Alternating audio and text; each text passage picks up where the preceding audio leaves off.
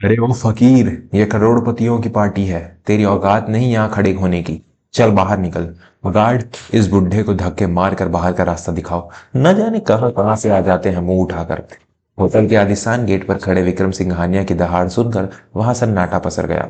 विक्रम, जो शहर का सबसे बड़ा बिल्डर और इस आयोजन का मुख्य आयोजक था, गुस्से से लाल पीला हो रहा था। उसके सामने एक 75 साल का बुजुर्ग खड़ा था। कपड़े बेहद साधारण थे, एक पुरानी धोती जिस पर कई जगह रफू किया हुआ था, एक ढीला ढाला मटमैला कुर्ता और पैरों में हवाई चप्पल जो घिसकर पतली हो चुकी थी। बुजुर्ग के हाथों में एक कपड़े का थैला था जिसे उन्होंने कसकर पकड़ रखा था। उनकी आंखों में मोतियाबिंद का धुंधलापन था और चेहरे पर अपमान की गहरी लकीरें। यह घटना 5 सितंबर यानी शिक्षक दिवस की शाम की है। मंदिर के सबसे महंगे होटल ग्रैंड पैलेस में सरस्वती विद्या मंदिर के 1995 बैच का एल्यूमनी मीट पूर्व छात्र मिलन समारोह चल रहा था। इस स्कूल से निकले छात्र आज देश विदेश में बड़े बड़े पदों पर थे। कोई आईएएस अफसर था तो कोई बड़ी कंपनी का सीईओ। विक्रम सिंघानिया ने अपनी रईसी दिखाने के लिए इस पार्टी का पूरा खर्चा उठाया था। हॉल के अंदर विदेशी फूलों की सजावट थी, बेहतरीन पकवानों की खुशबू तैर रही थी और हर तरफ अंग्रेजी सूट बूट और महंगी साड़ियों की चमक थी। लेकिन गेट पर खड़ा हुआ बुजुर्ग इस चमक धमक में एक बदनुमा दाग जैसा लग रहा था। बुजुर्ग ने कांपते हुए होठों से कहा, बेटा, मैं भीख मांगने नहीं आया, मैं तो बस अंदर।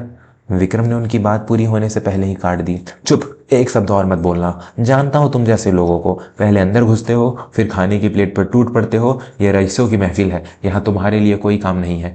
तभी पीछे से विक्रम का दोस्त और शहर का सबसे मशहूर डॉक्टर समीर आया। उसने भी बुजुर्ग को ऊपर से नीचे तक देखा और नाक सिगड़ते हुए बोला, हाँ विक्रम, क्या ड्रामा है यार, मूड खराब कर दिया। गार्ड, इसे 100 रुपये देकर हटाओ यहाँ से, हमारे वीआईपी मेहमान आने वाले हैं। ये यहाँ खड़ा अच्छा नहीं लग रहा। बुजुर्ग की आंखों में पानी भर आया। उन्होंने धीरे से अपना थैला सीने से लगाया और मुड़ने ही वाले थे कि तभी एक लग्जरी कार वहां आकर रुकी। उस कार से शहर की नई जिलाधिकारी डीएम अंजलि वर्मा उतरी। अंजलि भी उसी स्कूल की पूर्व छात्रा थी और आज की मुख्य अतिथि थी। अंजलि की नज़र जैसे ही उस बुजुर्ग पर पड़ी, वह ठिठक गई। उसने गौर से देखा, वह झुकी हुई कमर, वह कांपते हाथ और वह पुराना चश्मा। अंजलि का दिल जोर से धड़का। वह दौड़ते हुए उस बुजुर्ग के पास गई और उनके पैरों में झुक गई। दीनानाथ सर, आप! विक्रम और समीर के पैरों तले जमीन खिसक गई। वह फकीर कोई और नहीं बल्कि उनके स्कूल के रिटायर्ड गणित के अध्यापक दीनानाथ शास्त्री थे। वही दीनानाथ सर जो अपनी कड़क आवाज और अनुशासन के लिए जाने जाते थे। लेकिन आज वक्त की मार ने उन्हें इतना बदल दिया था कि उनके अपने ही छात्र उन्हें पहचान नहीं पाए, या शायद दौलत की चमक ने छात्रों की आंखों को अंधा कर दिया था। दीनानाथ जी ने अंजलि के सिर पर हाथ रखा।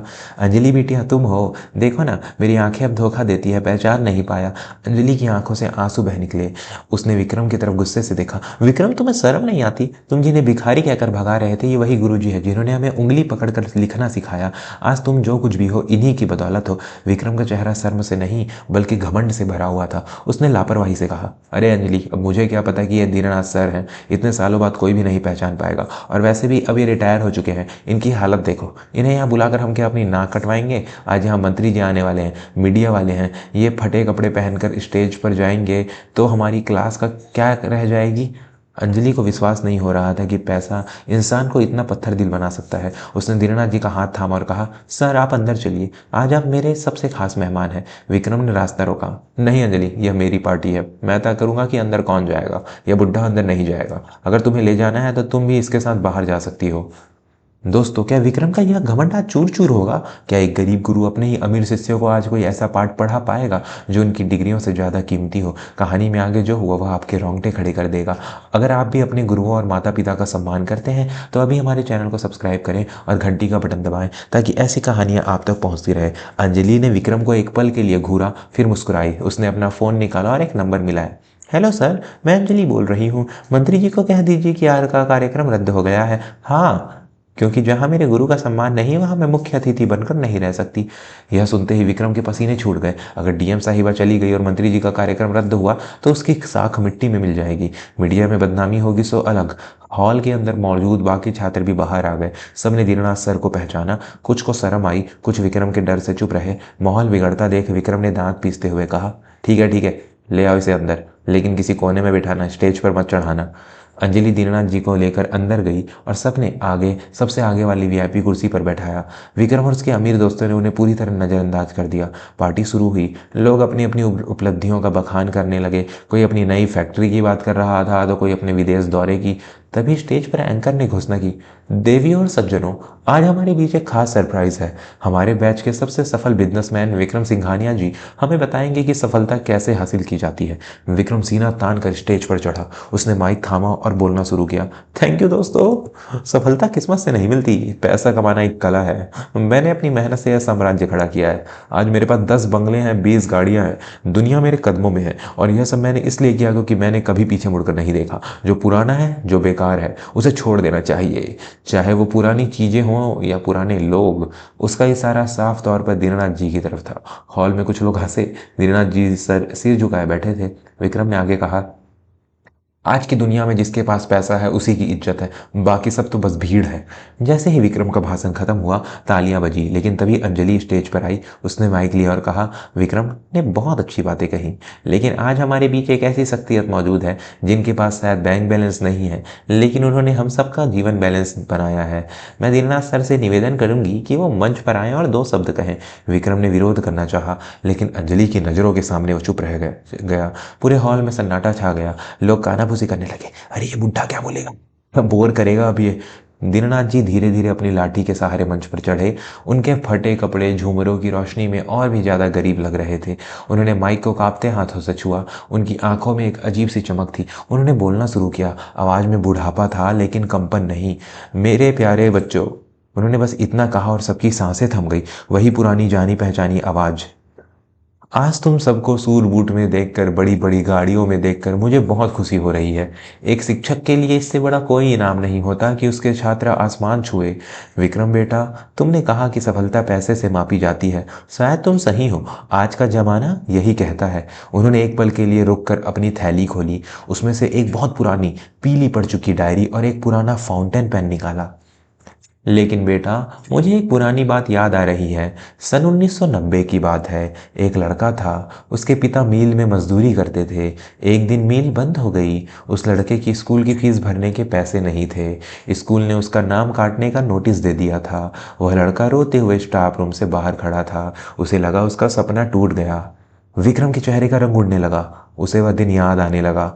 दीनानाथ जी ने आगे कहा, उस दिन एक शिक्षक ने अपने पत्नी के इलाज के लिए जमा किए गए पैसे निकाले और उस लड़के की फीस भरी। शिक्षक की पत्नी को उस महीने इलाज नहीं मिला। उन्हें दर्द सहना पड़ा, लेकिन शिक्षक खुश था क्योंकि उस लड़के का साल बर्बाद नहीं हुआ। जानते हो वो लड़का कौन था? दीनानाथ जी ने अपनी धुंधली आंखों से विक्रम की ओर देखा। वह लड़का तुम थे विक्रम। पूरे हॉल में सन्नाटा इतना गहरा था कि सुई गिरने की आवाज भी सुनाई दे। विक्रम पसीने से तरबतर हो चुका था। दीनानाथ जी ने वह पुरानी डायरी दिखाई। इस डायरी में मैंने उस दिन लिखा था, आज मैंने अपनी पत्नी की दवा नहीं खरीदी, लेकिन मैंने एक भविष्य खरीदा है। मुझे यकीन है कि विक्रम बड़ा होकर देश का नाम रोशन करेगा, गरीबों का सहारा बनेगा। दीनानाथ जी की आवाज़ भर्रा गई। आज जब मैं गेट पर खड़ा था तो मुझे लगा कि शायद मेरा वह निवेश बेकार गया। मैंने एक बिजनेसमैन तो बना दिया, लेकिन मैं एक इंसान बनाना भूल गया।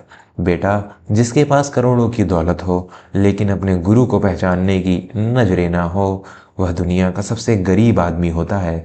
तुम्हें लगता है मैं यहाँ खाना खाने आया था या तुमसे पैसे मांगने? नहीं बेटा, मेरी पत्नी का पिछले साल देहांत हो गया। मरने से पहले उसने मुझे यह पेन दिया था। यह वही पेन है जिसे तुम बचपन में ललचाई नज़रों से देखते थे। तुम हमेशा कहते थे, सर जब मैं बड़ा आदमी बनूंगा तो ऐसा ही पेन खरीदूंगा। मेरी पत्नी ने कहा था, जब विक्रम से मिलो तो उसे यह तोहफा देना और कहना कि उसकी उस फीस की रसीद है जो उसने आज तक नहीं चुकाई थी। इंसानियत की फीस। दीनानाथ जी ने वह पेन पोडियम पर रखा।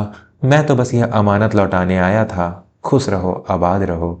बस इतना याद रखना, मकान ईंटों से बनता है लेकिन घर बुजुर्गों के आशीर्वाद से बनता है।